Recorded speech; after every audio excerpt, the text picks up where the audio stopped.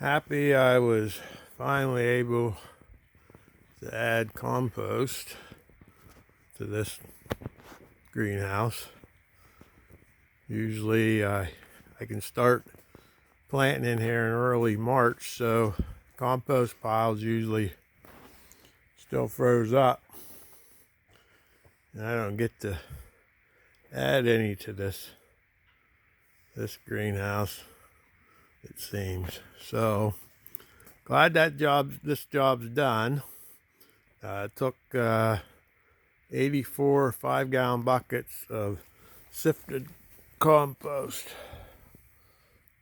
I'm glad I took the time to sift it because I got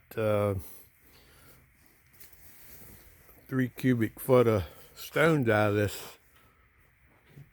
that would have been in the garden if I wouldn't have sifted it. So glad that we got it done.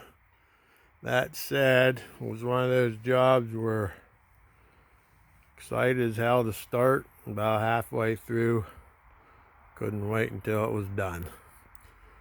But she's done now. We'll move on to the next job.